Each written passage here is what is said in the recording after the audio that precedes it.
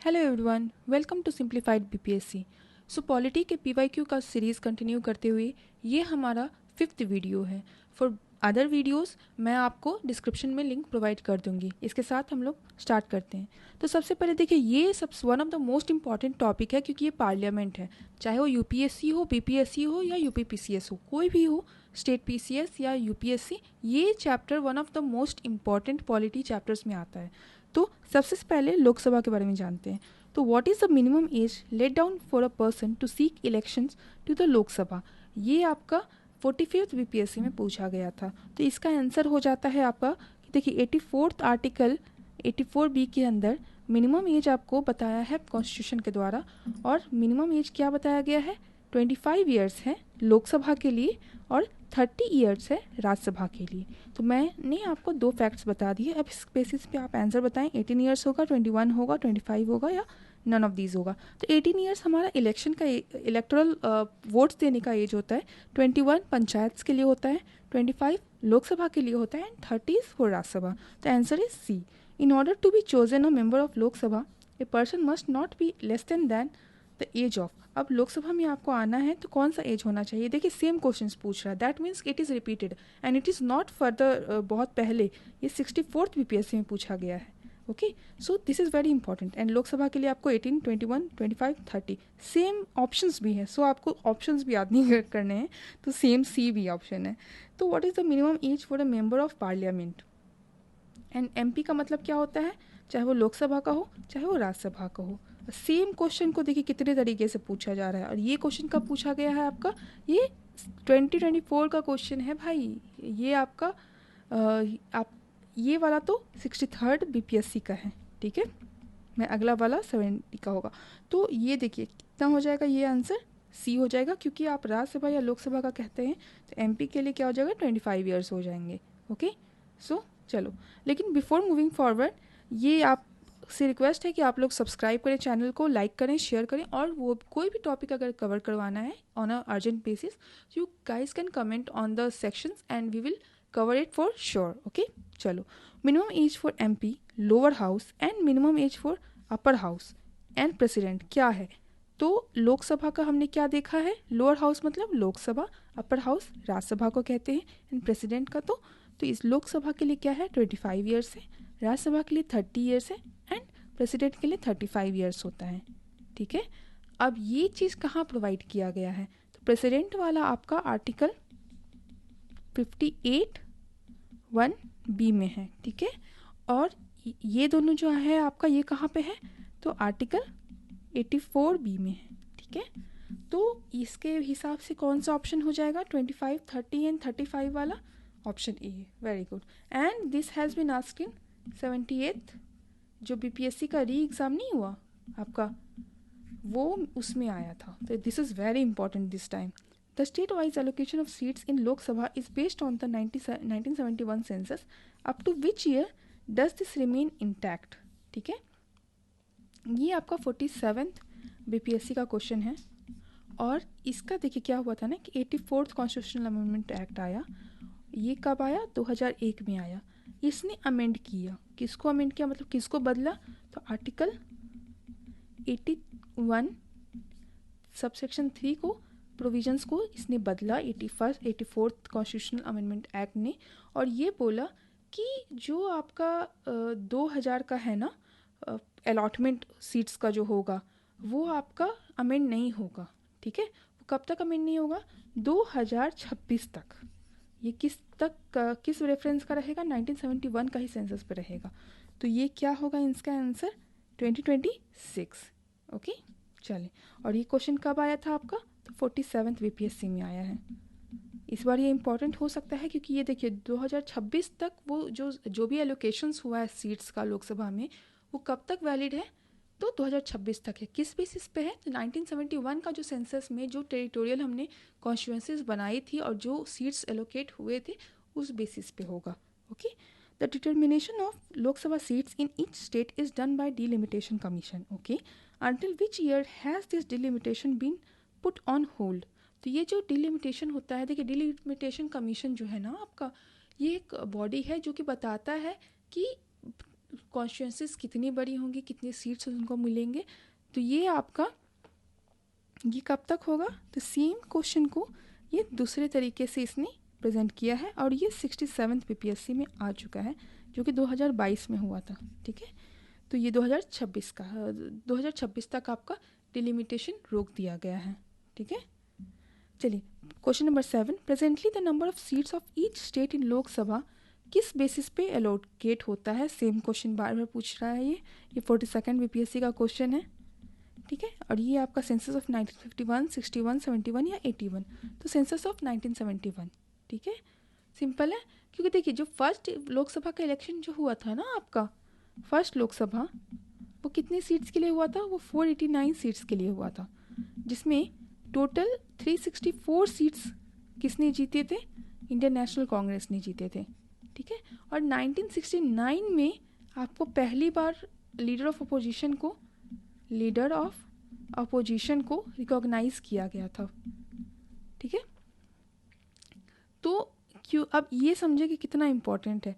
तो और इस चीज़ के लिए आपको क्या होता है, लीडर ऑफ अपोजिशन के लिए आपको क्या 10% कम से कम ऑफ टोटल स्ट्रेंथ होना चाहिए, टोटल स्ट्रेंथ ऑफ लोकसभा या जो भी वो मतलब हाउस है। फॉर एग्जांपल अगर आपका ये राज्यसभा में है तो राज्यसभा का आपका 10%, लोकसभा में है तो लोकसभा का 10%। ओके, तो ये आपका पॉइंट है। Who holds power to appoint the nominees from Anglo Indian community in the Lok Sabha. अब आप कमेंट सेक्शन में मुझे ये बताएं कि क्या ये एंग्लो इंडियन कम्युनिटी का जो रिजर्वेशन है वो अभी भी वैलिड है, जो कि मैं आपको अगले क्वेश्चन में बता दूंगी। ठीक है, तो ये आपका कौन अपॉइंट करते थे, minorities commission, president of India, prime minister या वाइस प्रेसिडेंट। और ये क्वेश्चन आपका 44th बीपीएससी का क्वेश्चन है और इसका आंसर क्या हो जाएगा, ये हो जाएगा आपका प्रेसिडेंट। ओके, तो मैं ये बता देती हूँ कि आर्टिकल देखिए, आर्टिकल 331 बोलता है ना कि अगर प्रेसिडेंट को ऐसा सही लगे कि एंग्लो इंडियन नहीं है, एंग्लो इंडियन वो लोग होते हैं ना जिनके जो वंशज होते हैं हमारे ब्रिटिश काल के। ठीक है, तो अब क्या है कि ऐसे में अगर प्रेसिडेंट को लगा कि नहीं एंग्लो इंडियन का सही से रिप्रेजेंटेशन नहीं हो रहा है, तो वो 2 लोगों को अपॉइंट नॉमिनेट कर सकते हैं। ओके, लेकिन ये आपका अब ख़त्म कर दिया गया है प्रोविज़न बैंड बाय किस ये अमेंडमेंट से, 104th कॉन्स्टिट्यूशनल अमेंडमेंट एक्ट से। और ये 104th कॉन्स्टिट्यूशनल अमेंडमेंट एक्ट कब लाया गया था, अमेंडमेंट एक्ट, और ये किस साल लाया गया था, तो 2019 में लाया गया है। ठीक है, चलें, Lok Sabha can be dissolve by the will of president, by speaker, by president on the recommendation of council of ministers, by the president on the recommendation of speaker। तो ये क्वेश्चन आपका 40th बीपीएससी का है। ठीक है, 1995 में हुआ था और इसका आंसर क्या हो जाएगा, option C, by the president on the recommendation of council of ministers. अब आप इसका ये समझें, जो आर्टिकल है, आर्टिकल 85 क्लॉज 2B, इसमें बोलता है कि भाई लोकसभा जो है ना वो डिसॉल्व हो सकता है। डिसॉल्व किसके द्वारा हो जाएगा, तो प्रेसिडेंट के द्वारा हो जाएगा on the recommendation of prime minister और काउंसिल ऑफ मिनिस्टर। ओके, चलें, question number 10, Lok Sabha can be dissolve before the completion of its term. Same question है आपका और ये भी आपका 42nd बीपीएससी का क्वेश्चन है। ठीक है, अब ये बताएं कि can be dissolve at the discretion of president, at the discretion of prime minister, at the discretion of speaker of Lok Sabha, bye the president on the recommendation of prime minister. ठीक है, इसका आंसर क्या हो जाएगा, अभी जस्ट हमने पिछले question में देखा था, उसका आंसर है option D. Okay, generally how many sessions are there in Lok Sabha, 3, 4, 5, 6। ठीक है, आप इसे बताएं। तो ये क्वेश्चन आपका बहुत रिसेंटली 2 बार बैक टू बैक पूछा गया है, एक बार 67th बीपीएससी में, एक बार 66th बीपीएससी में पूछा गया है। ठीक है, अब आप ये समझें कि इसका क्या है ना, आर्टिकल 85 बोलता है कि जो सेशंस होते हैं ना हमारे, उन दोनों के बीच में आपको मैक्सिमम 6 मंथ्स का गैप हो सकता है। ठीक है, लेकिन जो अब उसमें आपका प्रेसिडेंट पे डिपेंड करता है कि कैसे वो बुला रहे हैं। तो इसमें जनरली बात कर रहा है, मतलब अक्सर जो होता है वो कितने सेशंस होते हैं, तो वो टोटल 3 होते हैं। कौन कौन से सेशन हो गए आपके, बजट सेशन हो गया, मानसून सेशन हो गया एंड विंटर सेशन हो गया। ओके, चलो question number 12, session of Lok Sabha is called for at least at least कितनी बार पूछेगा, मतलब एटलीस्ट क्या, अभी अभी क्या बोला कि मैक्सिमम 6 मंथ्स का हो सकता है, मतलब कि कितना हो सकता है, एटलीस्ट आपको 2 बार तो बुलाना ही पड़ेगा, ठीक है। और ये सिंपल सा क्वेश्चन आपका 42nd बीपीएससी में आ चुका है। ओके, चलें next. Question number 13, what should be the interval between 2 consecutive session of parliament. Same चीज़ अभी जस्ट हमने किया, और ये आपका 39th बीपीएससी का है। रिपीट होता है भाई question, so you guys should watch this very carefully. मैंने कोई भी क्वेश्चन को एलिमिनेट इसलिए नहीं किया, इसलिए आपको सारे क्वेश्चंस रिपीटेटिव लगाएंगे कि आपको फिर से ये क्वेश्चन ना करना पड़े। आप इतनी बार एक क्वेश्चन को यहाँ पे कर लो कि वापस से आपको घूम के क्वेश्चंस को देखने की ज़रूरत ना हो। तो पॉलिटी का मैं सारा पीवाईक्यू करवा रही हूँ, no matter how many times I have to say the same questions again and again. Okay, so 4 months, 6 months, 1 year and fixed by president. कितने सेशंस होते हैं या क्या इसका इंटरवल होता है, ठीक है। तो इसका आपका कॉन्स्टिट्यूशनली है कि 6 मंथ्स हो सकता है maximum. Okay, so that's okay. Question number 14 पे आ जाते हैं। तो which state sends the largest number of members in Lok Sabha. अब ये बताएं, बिहार, मध्य प्रदेश, वेस्ट बंगाल या उत्तर प्रदेश।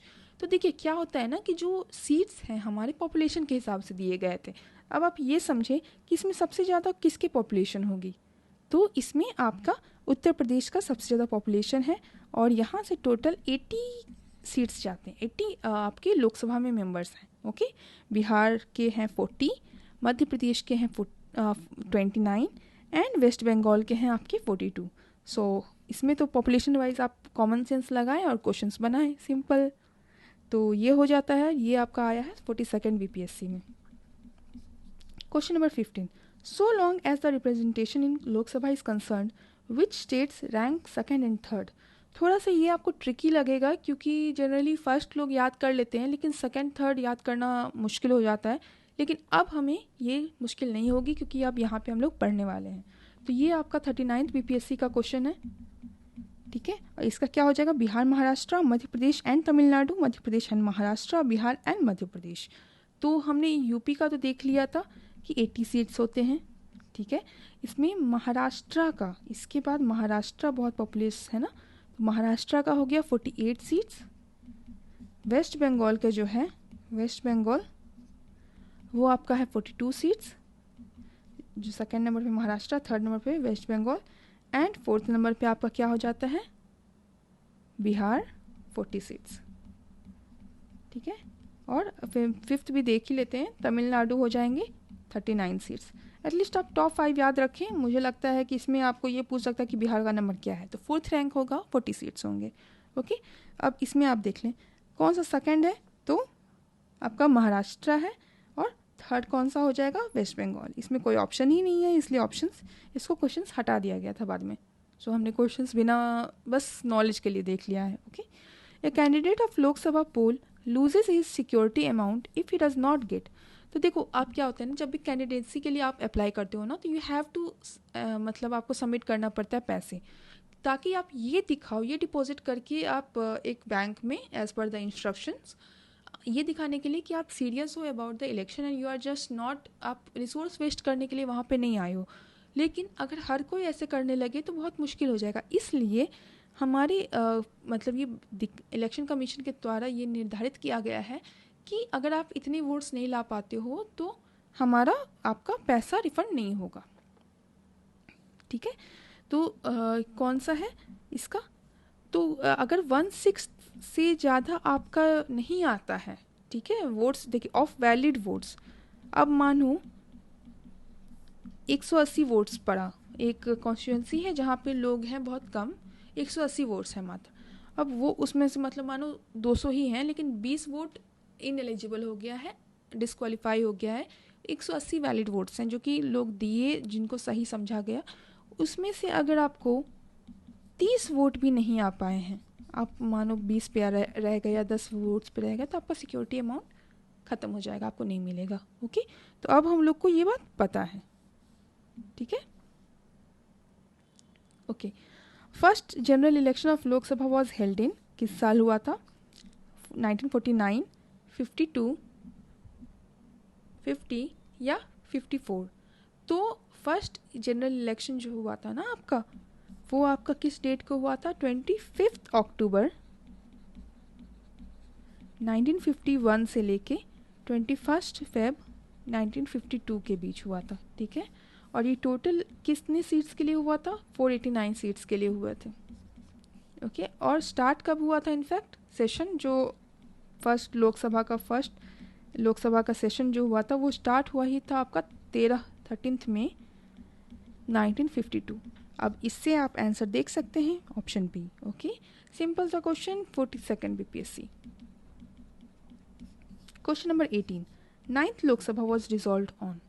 तो 9th लोकसभा का थोड़ा सा ये आपका इसलिए अभी पूछा, ये अभी वैलिड नहीं होगा, ये अभी वाली लोकसभा के लिए हम लोग को देखना होगा, ठीक है। ये उस समय क्वेश्चन पूछा था 42nd में पूछा था, जो कि किस साल था आपका? 1997। तो उसके हिसाब से 9th लोकसभा जो था वो शुरू हुआ था 2 दिसंबर 1989, मतलब 1989 से लेके 13 मार्च 1991, ओके। इसके हिसाब से क्या होगा? डिसॉल्व कब हुआ? 13 March 1991। Okay, question number 19, the election for 12th Lok Sabha of India was held in 1996 April, June 1996, April 1997 and February 1998। इसका आंसर क्या होगा? तो ये आपका फरवरी 1998। ये इस टाइप के क्वेश्चन अभी इस साल तो नहीं आएंगे क्योंकि वो 42nd बीपीएससी का क्वेश्चन है जो कि उसी साल हुआ था, ठीक है। तो ये डिफरेंट है आपका। उसके बाद who is the leader of Lok Sabha. तो ये आपका कौन लीडर होते हैं? प्रेसिडेंट होते हैं, प्राइम मिनिस्टर होते हैं, स्पीकर होते हैं, नन ऑफ द अबव होते हैं। ये आपका 42nd बीपीएससी का क्वेश्चन है और ये होते हैं आपके प्राइम मिनिस्टर, ओके। अब ये इसके बारे में कहाँ पे बताया गया है? तो आर्टिकल 75(1) में बताया गया है कि जो पीएम होंगे ना वो हमारे अपॉइंट होते हैं by president, appointed by president, and साथ ही साथ ये जो होते हैं वो head of council of minister भी होते हैं, head of council of minister भी होते हैं। और ये ज़रूरी नहीं है कि लोकसभा के ही मेंबर होते हैं, अगर वो लोकसभा के मेंबर होते हैं तो फिर उनको बनाया जा सकता है लीडर ऑफ दैट हाउस, ठीक है। लेकिन अगर वो नहीं होते हैं आपकी, अगर मानिए जैसे कि हमारे जो लेट मनमोहन सिंह जी हैं, उनको वो राज्यसभा के मेंबर थे 14th लोकसभा में, तो उनको नहीं बनाया गया लीडर बनाया गया, लोकसभा का लीडर नहीं बनाया गया, उस समय प्रणब मुखर्जी को बनाया गया। सो अगर आप उस लोकसभा के मेंबर हो तो आपको लीडर ऑफ द हाउस बना दिया जाता है। अब speaker of Lok Sabha is elected by, किसके द्वारा? All members of parliament, public directly, all members of Lok Sabha, members of parties in majority. ये क्वेश्चन पूछा गया है आपका 39th बीपीएससी में, ठीक है। और इसका आंसर क्या होगा? तो होगा ऑल मेंबर्स ऑफ लोकसभा। देखिए स्पीकर कहाँ होता है? लोकसभा में होते हैं, और डिप्टी चेयरमैन कहाँ होते हैं? राज्यसभा में होते हैं। तो आपका जो लोकसभा का स्पीकर होगा वो ऑल जो लोकसभा के मेंबर होते हैं उनके द्वारा सिलेक्ट किया जाता है, ओके। अब आपका प्रेजेंट लोकसभा डिप्टी स्पीकर उस समय पूछा गया था, तो उस समय तो मिस्टर पीएम सईद थे, लेकिन अब अभी आप कौन है ये आप मुझे कमेंट सेक्शन में बताएंगे, ठीक है। Money bill can be presented, ये आपका 63rd बीपीएससी का क्वेश्चन है। अब आप ये बताइए कि मनी बिल कहाँ पे प्रेजेंट होता है? लोकसभा में, राज्यसभा में, दोनों में, या फिर ज्वाइंट मीटिंग में? तो इसका आंसर क्या होगा? तो इसका आंसर होगा लोकसभा में, क्योंकि जो मनी बिल का है कॉन्सेप्ट ना, इसमें राज्यसभा के पास बहुत लिमिटेड पावर होता है। राज्यसभा इनफैक्ट इसको सिर्फ 14 दिन तक डिले कर सकता है। उसके बाद लोकसभा ने जैसे पास किया, जिस रूप में पास किया, उस रूप में वो ये हो जाता है, पास हो जाता है ऑटोमेटिकली, ठीक है। By whom are the expenses of the parliament controlled, किसके द्वारा कंट्रोल किया जाता है? लोकसभा, राज्यसभा, फाइनेंस कमीशन, या जो कंट्रोलर एंड ऑडिटर जनरल, जिसको कैग भी बोलते हैं, सीएजी भी बोलते हैं, इसके द्वारा। तो इसका आंसर क्या हो जाएगा? ये आपका सीडीपीओ का है जो 2018 में हुआ था, ओके। तो इसका आंसर हो जाएगा आपका ई, क्योंकि जो एक्सपेंस होता है ना, देखिए पार्लियामेंट जो है वो सुप्रीम लेजिस्लेटिव बॉडी है, ये तो समझ में आ गया। और पार्लियामेंट में कौन कौन सा होता है? राज्यसभा और लोकसभा, और प्रेसिडेंट, तीनों कंसिडर किए जाते हैं। अब जो फाइनेंशियल सैंक्शन जो दिया गया है वो सिर्फ आपको एक को नहीं दिया गया है, वो आपको अलग अलग तरीके से है। जैसे कंसोलिडेटेड फंड होता है, कंटिजेंसी फंड होता है, पब्लिक अकाउंट फंड होता है, और ये जो होता है वो रिकमेंडेशन ऑफ पार्लियामेंट पे होता है। इसलिए जो एक्सपेंडिचर होता है ना वो सिर्फ लोकसभा या राज्यसभा नहीं होता है, वो पार्लियामेंट के द्वारा होता है। और पार्लियामेंट में तो तीनों हो जाते हैं, लोकसभा, राज्यसभा, प्रेसिडेंट। तो इसलिए इसका कोई आंसर नहीं, इसका आंसर ई बोला गया है। Who presides over the joint session of parliament? President, vice president, speaker of Lok Sabha, prime minister and none of the above. अब इसका आंसर क्या हो जाएगा? तो हो जाएगा कि देखिए आर्टिकल 118(4) के अंदर बोला जाता है कि जो स्पीकर होते हैं ना, वो आपके लोकसभा के जॉइंट सेशन पे ये करते हैं, और अगर स्पीकर नहीं है तो फिर डिप्टी स्पीकर, और अगर डिप्टी स्पीकर नहीं है तो डिप्टी चेयरमैन। तो आप बोलेंगे कि चेयरमैन क्यों नहीं? क्योंकि जो चेयरमैन होते हैं वो कौन होते हैं? वाइस प्रेसिडेंट होते हैं, और vice president is the ex officio chairman of Rajya Sabha, but he is not the member of Rajya Sabha. Okay, so he can't preside over the joint sitting. But deputy chairman जो होते हैं वो आपके मेंबर ऑफ द राज्यसभा होते हैं, इसलिए अगर स्पीकर नहीं है तो डिप्टी स्पीकर नहीं है तो डिप्टी चेयरमैन, ऐसे होता है। ठीक है, और ये क्वेश्चन कब पूछा गया है? तो ये 65th BPSC में पूछा गया था। ठीक है, चलें। What is the objective of cut motion in parliament? To move a proposal to reduce the expenditure in the budget proposals, to restrict day-to-day financial expenditure of government, to restrict grants from consolidated fund of India, to restrict the grants of government। ये question पूछा गया है आपका 78th BPSC में। अब आप ये बताएं कि इसका आंसर क्या होगा। तो देखिए कट मोशन जो होता है ना, पहले तो ये बताइए कि प्रपोजल जो दिया जाता है अमेंड करने का कोई भी ग्रांट को, वो किस हाउस में दिया जाता है? तो ये लोअर हाउस में, जिसको लोकसभा भी बोलते हैं, और इस चीज़ को कट मोशन बोला जाता है। इस मोशन के थ्रू गवर्नमेंट का जो भी बजट है उसको डिबेट किया जाता है, और अगर ज़रूरत हुआ तो प्रपोज अमाउंट को, मानिए हमने बोला कि 10,000 करोड़ चाहिए, तो सामने से बात आई कि आप क्यों चाहिए, आप ऐसे भी तो कर सकते हो, मतलब एक प्रपोजल से उसको डिस्कस किया जाता है। तो ज़रूरी होने पर वो 10,000 करोड़ को हो सकता है 8,000 करोड़ कर दिया जाए। तो इस टाइप का कट मोशंस हो सकते हैं। कट मोशन मल्टीपल टाइप्स के होते हैं आपके, उसमें पॉलिसी कट मोशन होता है, इकोनॉमिक कट मोशन होता है, टोकन कट मोशन होता है। तो ये क्या हो गया? इसका आंसर ए हो गया कि reduce expenditure in the budget proposals. A seat of an MP can be declared vacant if he absents himself from the house for a continuous period of 6 months, 2 months, 3 months या 1 year। और ये question आपका आया था 68 से 62nd BPSC। अब इसका answer क्या हो जाएगा? 2 months। Which article of the constitution restricts, मतलब अगर आप 60 दिन के लिए एबसेंट है ना विदाउट एनी नोटिस और एनीथिंग, तो आपका वो सीट वैकेंट हो जाएगा। Which article of the constitution restricts a MP to hold the office of profit? अब आप ये बताएं। और ये क्वेश्चन जो है आपका कब पूछा गया है? ये सबसे लेटेस्ट जो भी एग्ज़ाम हुआ है 78th BPSC में पूछा गया है ये क्वेश्चन। अब इसका आंसर क्या हो जाएगा? 100(1)(c), 100(1)(b), 100(1)(d), 100(1)(e। इसका आंसर है 100(1)(a। इसके हिसाब से है कि कोई भी MP अगर ऑफिस ऑफ प्रॉफिट उसके पास है तो वो डिस्क्वालीफाई हो जाएगा from being elected as any member of the MP। ठीक है, तो मेंबर नहीं रह सकता, उसको हटा दिया जाएगा। लेकिन आपका क्या होता है ना कि कुछ कुछ पोजीशंस जो होते हैं उसको एग्जेम्प्ट किया जाता है under the office of profit, तो वो सब नहीं काउंट होंगे। Okay, what is the position of representation of Anglo Indian community इन लोकसभा? अब ये भी क्वेश्चन आपका क्या पूछा गया है? 78 BPSC में पूछा गया है। ठीक है, nomination of them have been done away by the 104th constitutional amendment.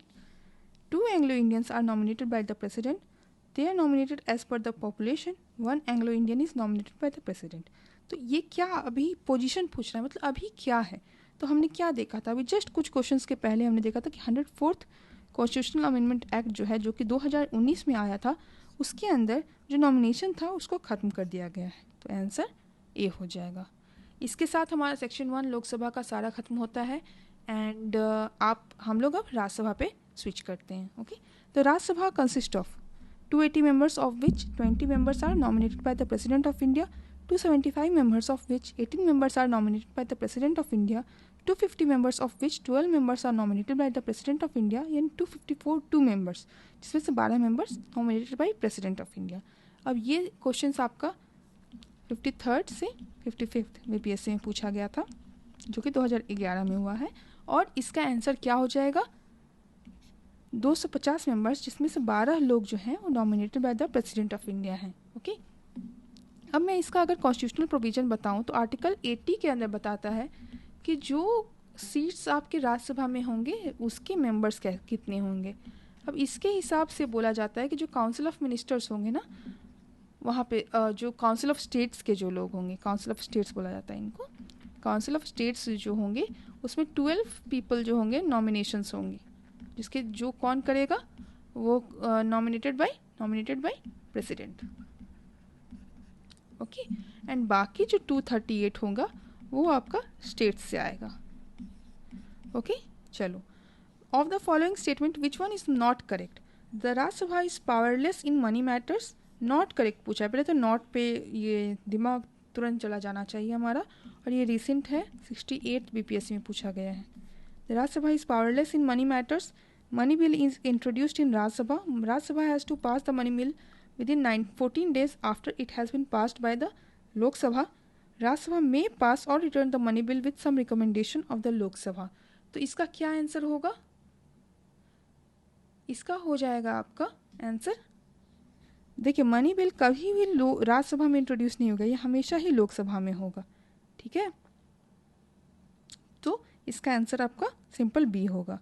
ठीक है, the word cabinet has been used only once in the constitution and that is in article 352, 74, 356 and 76। किसमें इंट्रोड्यूस किया गया है? तो ये 352 में है। ठीक है, थोड़ा सा ये आपको ज़्यादा ही आपका डीप में पूछ लिया गया है, लेकिन अब क्योंकि ये आ चुका है तो हमें अब गलत नहीं करना है इसको। ठीक है, इसकी अब देखिए आर्टिकल 352 में बोलता है ना कि प्रेसिडेंट जो है, प्रेसिडेंट कैन डिक्लेयर इमरजेंसी। देखिए जो आपातकाल का स्थिति होता है उसको कैसे प्रेसिडेंट डिक्लेयर करते हैं, तो आफ्टर अगर कैबिनेट जो है, कैबिनेट उनको ये करती है, इन्फॉर्म करती है in writing, inform him in writing कि भाई आप अब इमरजेंसी, तो राइटिंग वाला बहुत पार्ट इंपॉर्टेंट है क्योंकि ये अमेंडमेंट से आया है आपका। ठीक है, 44th अमेंडमेंट से। तो ये जब राइटिंग में बोल दिया जाता है कि आपातकाल की स्थिति आ गई है तभी वो कर सकते हैं। Okay, The representation of states in Council of States is based on equal for all states, ratio of their population, ratio of their area, ratio of their revenue. तो जो राज्यसभा में जो रिप्रेजेंटेशन होता है वो किस बेसिस पे होता है? तो ऑब्वियसली ये आपका रेशियो ऑफ देयर पॉपुलेशन पे होता है। ये 38th बीपीएससी का क्वेश्चन है। ठीक है, अब इसके आगे, according to our constitution the Rajya Sabha is dissolved once in 2 years, every 5 years, every 6 years and not subject to dissolution. तो इसका आंसर क्या होगा? इसका हो जाएगा आपका not subject to dissolution. Very good. Okay, member of Rajya Sabha is elected for 4 years, for 5 years, for 6 years and for life long. तो इसका आंसर क्या होगा? इसका हो जाएगा 6 years। तो देखिए क्या है ना कि 83(1) में बोला गया था कि जो काउंसिल ऑफ स्टेट्स होता है, जो राज्यसभा होता है, ये सब्जेक्ट टू डिसोल्यूशन नहीं है, लेकिन 1/3 मेंबर जो है ना, हर 2 साल में एवरी 2 years, सेकेंड ईयर मतलब उनको रिटायर होना होगा, और इनके जो मेंबर्स होंगे उनका टेन्योर कितना होगा? 6 years होगा। Okay, Rajya Sabha is called permanent house because all members our life long, it can not be dissolved, some members retire after every 2 years and both B and C are true। तो इसका answer क्या होगा? Permanent क्यों बोला जाता है? देखिए ये पहले तो ये तो गलत है, एंड ये आपका ठीक है, लेकिन सम ऐसा नहीं होता है, वो ड्यूरेशन पे होता है। तो इसका आंसर क्या हो जाएगा? बी हो जाएगा। और ये आपका क्वेश्चन कब पूछा गया था? तो 41st बीपीएससी में पूछा गया था। ठीक है, right to dissolve the Rajya Sabha is vested in president, vice president, supreme court, none of the above. अब इसका क्या हो जाएगा? देखिए राज्यसभा को कोई भी डिसॉल्व नहीं कर सकता है। ओके, ये एक परमानेंट हाउस है। डिसोल्यूशन आपका लोकसभा का हो सकता है by the president, but Rajya Sabha का नहीं हो सकता है। 0 hour in political jargon refers to day when no business in parliament is done, suspended motion, adjourn time या क्वेश्चन आंसर सेशन। ये कौन सा होगा आपका? देखिए ये आया था आपका 45th बीपीएससी में। अब इसका आंसर हो जाता है question answer session. 0 hour basically एक यूनिक इंडियन इनोवेशन है जिसमें जो मेंबर्स होते हैं ना वो मैटर्स, जो इम्पोर्टेंट मैटर्स होते हैं उसको रेज करते हैं ताकि जो भी क्वेश्चंस इंपॉर्टेंट है उसको तुरंत क्वेश्चंस हम लोग करें, तुरंत आंसर्स मिले। ओके चलिए, joint session of both the houses of parliament is concerned. तो for the election of president of India, for the election of Vice President of India, to pass the bill related to the amendment of Constitution, to discuss and pass such a bill where both houses have different opinion। इसका क्या क्या होगा, कौन सा इसमें सही है, अब आप ये बताएं। तो क्या आपका प्रेसिडेंट के लिए होता है? नहीं, नहीं होता है। वाइस प्रेसिडेंट के लिए नहीं, अमेंडमेंट नहीं। और ये सिर्फ तब हो सकता है कि जब आप लोकसभा और राज्यसभा में डेडलॉक हो गया है, वो दोनों मिल के पास नहीं कर पा रहे हैं, तो प्रेसिडेंट ये करते हैं, कॉल करते हैं कि ज्वाइंट सेशन होगा, जिसको लीड करते हैं कौन? लोकसभा के स्पीकर। ओके तो इसका आंसर हो जाएगा D. How many members can the president nominate to the Lok Sabha and Rajya Sabha respectively. ठीक है, तो अब देखिए लोकसभा में तो नॉमिनेशंस खत्म हो गए हैं 104th के कारण आपकी, लेकिन राज्यसभा में अब क्या हो, राज्यसभा में अभी भी 12 लोग हैं। ठीक है, तो उस समय तो ये वाला सही था, लेकिन अब आपका 0 and 2 हो जाएगा, 12 हो जाएगा। The number of members nominated by the president in राज्य सभा is 10, 15, 12 या 20। ओके इसमें आर्टिकल 80 के अंदर इसको एक्सप्लेन किया गया है, जो मैंने अभी जस्ट कुछ क्वेश्चंस पहले बताया है आपको कि 12 लोगों को जिनके पास स्पेशल नॉलेज होता है, प्रैक्टिकल एक्सपीरियंस होता है in fields of literature, science, arts, social service, इनको नॉमिनेशन किया जाता है। और इसमें आपको ये भी किया गया था कि 331 में एंग्लो इंडियंस का भी बोला गया था इफ इन लोकसभा, लेकिन उसको तो ख़त्म कर दिया गया है। ठीक है, who has the power to promulgate ordinance during the intersession of parliament. Okay, council of ministers, essential legislative committee of parliament, the president या प्राइम मिनिस्टर, किसके पास पावर है बनाने का ऑर्डिनेंसेस को। ठीक है, तो इसका क्या आंसर होगा आपका? प्रेसिडेंट के पास वो पावर है। अब ये आपका जो किस आर्टिकल में आता है, तो आर्टिकल 123 में ये आपको मेंशन है कि प्रेसिडेंट चाहे तो ऑर्डिनेंस बना सकता है अगर पार्लियामेंट उस समय सेशन में नहीं है। Okay, what constitutes the definition of money bill under article 110 of the Indian constitution? The imposition, abolition, alteration और regulation of any tax, the regulation of borrowing of money, the appropriation of money out of consolidated fund of India, declaration of any expenditure to be charged on the consolidated fund of India, none of the above, more than one of the above। तो अब ये आपका question recent है, 66 BPSC में पूछा गया है और इसका आंसर है ई।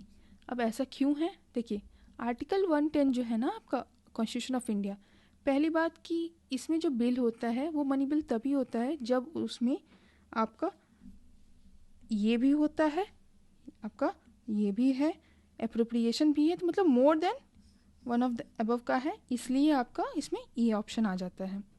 ठीक है,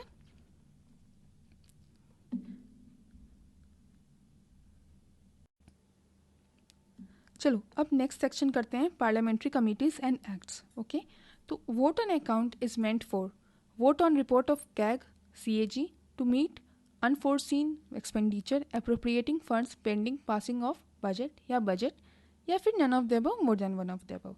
ये रिसेंट का है, 66 से 62 वाले का है आपका।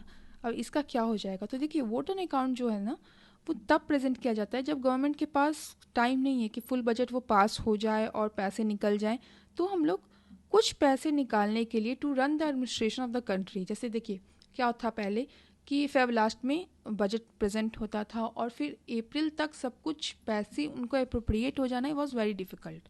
अभी वोट ऑन अकाउंट का उतना ज़रूरत नहीं है, लेकिन पहले था ये चीज़ जब तक डेट चेंज नहीं हुई थी। अब तो आपका 1 फेब को बजट ये हो जाता है, आपका इंट्रोड्यूस हो जाता है and then it is voted upon and everything is done. तो ये आपका क्या होता है, देखिए पेंडिंग, आपका इसका आंसर क्या हो जाएगा, अप्रोप्रिएटिंग फंड्स। आप क्या करते हो कि 2 महीने का पैसा दे दिया जाता है कि आप 2 महीने तक चलाओ, फिर हम लोग तब तक बजट पास कर देंगे and then the amount, rest amount will be provided and appropriated. Okay, चलो the public accounts committee submits its reports to, किसके तरफ करती है, comptroller, auditor general, speaker of Lok Sabha, ministry of parliamentary affairs या president of India.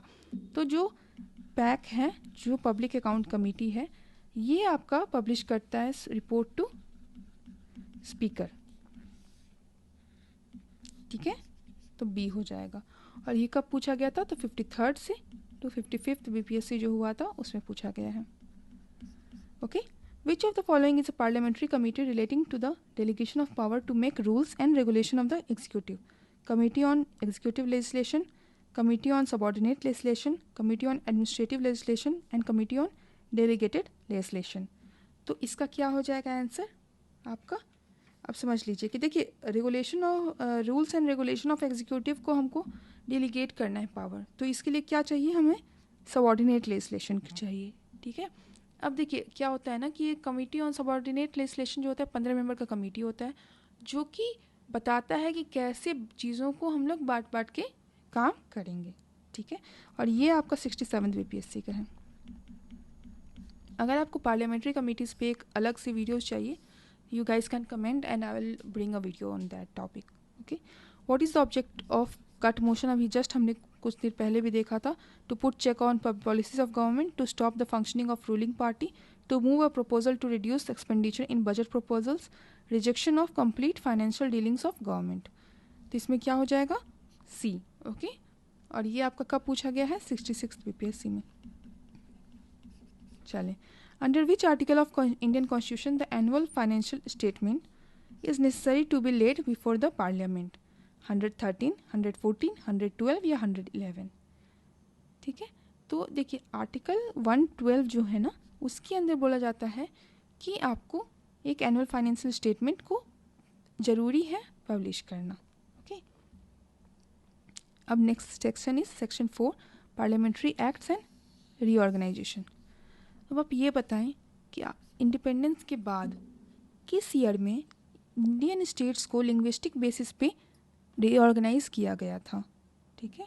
तो देखिए 1953 में पहली बार आंध्रा स्टेट बना, क्योंकि चीज़ें आपका वैसा सिचुएशन हो गया था, पॉलिटिकल सिचुएशन। लेकिन इसके लिए फिर स्टेट रीऑर्गेनाइजेशन एक्ट आया जो कि 1956 में हुआ, और उसके बेसिस पे इंडियन स्टेट्स को लिंग्विस्टिक बेसिस पे रीऑर्गेनाइज किया गया। तो इसका आंसर क्या हो जाएगा, 1956। The state of Manipur was formed in 1972, 87, 85 या 1963। तो जो स्टेट ऑफ मणिपुर है, मणिपुर बोल रहा है, ये कब बना था, तो 21 जैन 1972। क्योंकि मणिपुर अकेले नहीं बना, इसके साथ साथ और कौन बना, मेघालय एंड त्रिपुरा। और ये किसके अंदर बना, देखिए मणिपुर, मेघालय, त्रिपुरा, एमएमटी अभी ट्रैवलिंग एजेंसी भी है ना एक, तो वैसे याद रखिएगा कि Manipur, Meghalaya and Tripura. Okay, and ये कब बना आपका, ये 71st जो आपका north eastern areas reorganisation act था, कब, 1971। इसलिए मुझे यहाँ पे मुझे ये हो गया, ठीक है। तो ये आपका एक एक्ट आया था, उसके अंदर आपका MMT, Manipur, Meghalaya and Tripura. Okay, अब याद है त्रिपुरा, आपको मैंने ज्योग्राफी का सेशन लिया है जो कि बेसिक टू एडवांस वाला है, उसमें बताया है कि त्रिपुरा एक ऐसा स्टेट है जिसको 3 साइड से एक देश कवर करता है, जैसे बांग्लादेश। ओके, साथ ही साथ वेस्ट बंगाल और सिक्किम को आपका जो सिक्किम है आपको उसको 3 नेशन बॉर्डर करती है। ओके, चलें, और क्या ये वेस्ट बंगाल के लिए भी लागू है, यस। उसको आपका वेस्ट बंगाल किस क्या क्या करता है, तो आपका वेस्ट बंगाल आपका ये भी है, बांग्लादेश के साथ भी है और आपका नेपाल के साथ भी है। ओके, चलें, with reference to consumer dispute redressal at the district level in India, which one of the following statement is not correct? The district forum entertains the complaints where the value of goods or services does not exceed rupees 50 lakhs. The state government can establish more than one district forum in a district if it deems fit. One of the members of district forum shall be a woman, none of the above. अब ये question आपका आया है, ये थोड़ा 68 BPSC का question है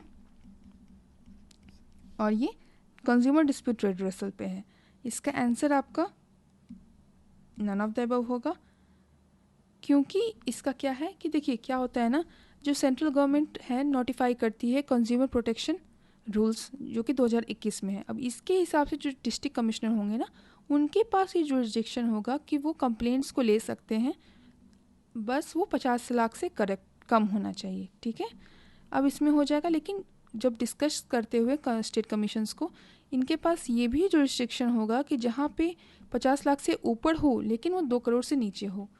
तो ये वाला थोड़ा सा आपका नेशनल कमीशन का अगर बात किया जाए ना, तो इसमें आपका जुरिस्डिक्शन है कि वो 2 करोड़ से ऊपर भी जा सकता है। इसीलिए कंज्यूमर प्रोटेक्शन एक्ट बनाया गया 1986 के अंदर, जिसमें 3 टियर स्ट्रक्चर है, एक नेशनल है, स्टेट है, डिस्ट्रिक्ट फोरम है, ताकि स्पीडी रिजोल्यूशन हो जाए कंज्यूमर डिस्प्यूट्स का। और हर डिस्ट्रिक्ट फोरम में एक आदमी ऐसा होता है जो कि एलिजिबल, उसका क्या है एलिजिबिलिटी, कि डिस्ट्रिक्ट जज बन सकता है वो। एंड हर स्टेट कमीशन ऐसे लोग से लीड होता है जो कि हाई कोर्ट के जज बनने लायक हैं, ओके। और साथ ही साथ आपको ये इम्पॉर्टेंट है कि जो 2 मेंबर होते हैं ना, उसमें से एक वुमेन भी है, इसलिए इसमें बहुत सारा सही है। तो एक आपका नॉट करेक्ट कुछ नहीं है, ये भी सही है, ये भी सही है, ये भी सही है, okay. Which of the following is the 28th state of Indian union? इसका क्या होगा? Uttarakhand, Jharkhand, Chhattisgarh, none of the above. और इसका आंसर होगा झारखंड। और ये कब बना? 15 नवंबर 2000 को, ठीक है। और ये आपका बिहार रीऑर्गेनाइजेशन एक्ट के थ्रू बना है, रीऑर्गेनाइजेशन एक्ट से बना है, और ये 28th स्टेट है। इसके साथ आज का ये 5th वीडियो कंप्लीट हुआ है। आप लोग से मैं रिक्वेस्ट करूँगी कि आप लोग इसको आगे भी देखें। आप लोगों को कैसा लगा आप लोग प्लीज़ कमेंट करें, लाइक करें, शेयर करें और सब्सक्राइब करें। और कोई भी अगर आपको टॉपिक चाहिए जिस पे हम लोग वीडियोस बना के आपको हेल्प कर सकते हैं, 71st बीपीएससी आ रहा है और भी बाकी एग्ज़ाम्स आ रहे हैं, बीपीएससी में बहुत सारे एग्ज़ाम्स आ रहे हैं, तो प्लीज़ कमेंट करके हमें इन्फॉर्म करें। Thank you so much, thank you for watching simplified BPSC.